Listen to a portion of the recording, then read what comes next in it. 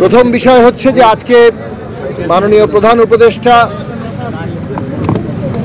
জাতীয় ঐক্যমত্য কমিশনের চেয়ারম্যান হিসেবে উপদেষ্টা মণ্ডলী সংস্কার কমিশনগুলোর প্রধানদের সহ রাজনৈতিক দলগুলো এবং শিক্ষার্থীদের যে সংগঠন তাদের প্রতিনিধিদেরকে আজকে ডেকেছেন এবং সেই আলোচনার মধ্যে কতগুলো প্রশ্ন এসেছে কিভাবে এই সংস্কার প্রক্রিয়া নির্বাচন প্রক্রিয়া এগোবে। তার মধ্যে তিনটা প্রশ্নকে আমরা আমাদের দিক থেকে গুরুত্বপূর্ণ মনে করেছি যে সংস্কার প্রস্তাবগুলোর মধ্যে যদি সবাই যাতে পায়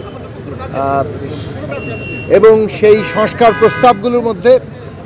ন্যূনতম জাতীয় ঐক্যমত্য অর্থাৎ সকলের সাথে আলোচনা করে যে বিষয়গুলোতে সকলেই ঐক্যমত্য পোষণ করবে সেই জাতীয় ঐক্যমত্য তৈরি করা দরকার এবং সেই ঐক্যমত্যটাই অর্থাৎ ওই যে সমস্ত প্রশ্নে সকলে ঐক্যমত পোষণ করবেন সেটাই জাতীয় সনদ আকারে ন্যাশনাল চার্টার আকারে সেটা আমাদের সামনে আসতে হবে। দ্বিতীয়ত হচ্ছে এই বিষয়ে একটা কি পদ্ধতিতে এগুলো বাস্তবায়ন হবে। আমরা আমাদের দিক থেকে বলেছি যে সংবিধান সংস্কার সভার নির্বাচনের মধ্য দিয়ে একটা টেকসই ব্যবস্থা হিসেবে যাতে এটা প্রতিষ্ঠা লাভ করে এই সংস্কার সেই দিকে সরকার এবং সমস্ত পক্ষগুলো যাতে বিবেচনায় নেয় সেই আহ্বান আমরা জানিয়েছি এবং নির্বাচনকে এই সংস্কার প্রক্রিয়ার গুরুত্বপূর্ণ অংশ হিসেবে দেখা সংস্কার নির্বাচন মধ্য দিয়ে অর্থাৎ সংস্কার যেমন নির্বাচনের জন্য দরকার তেমনি আবার সংস্কার সম্পন্ন করার জন্য নির্বাচন লাগবে। কাজেই এটাকে বিরোধ হিসেবে না দেখে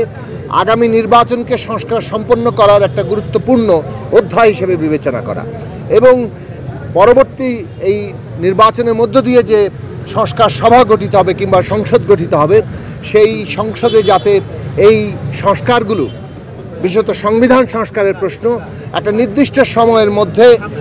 বাস্তবায়ন করাটা সম্পন্ন হয় তার একটা বাধ্যতা তৈরি হয় সে বিষয়ে অঙ্গীকার এমনকি আইন ও বাধ্যতা তৈরি করে তিনটি বিষয়ে যাতে সকলে আমরা ঐক্যমত্যের জায়গাতে কিভাবে আসব সকলের মতামতের ভিত্তিতে সে বিষয়ে আমরা আমাদের প্রস্তাব তুলে ধরেছি।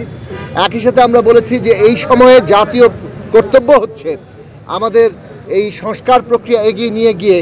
আমাদের একটা নতুন রাজনৈতিক বন্দোবস্ত রাষ্ট্রের পুনর্গঠনের কাজ সম্পন্ন করা। সেদিক থেকে জাতীয় সংসদ নির্বাচন যেটা সংবিধান সংস্কার সভার নির্বাচন হিসেবে আমরা বলছি সেটা এখন সবচেয়ে বড় অগ্রাধিকার সেই অগ্রাধিকার বাস্তবায়ন করা এবং রাজনৈতিক ঐক্যমত্য তৈরি করা এই দেশে ফ্যাসিস্টের ভবিষ্যৎ কী হবে সেই রাজনৈতিক ভবিষ্যৎ নির্ধারণের ক্ষেত্রেও রাজনৈতিক ঐক্যমত্য তৈরি করা এইগুলো সরকার ফ্যাসিলিটেট করবে সেই আহ্বান এবং সেই আশা আমরা সকলে মিলে রেখেছি।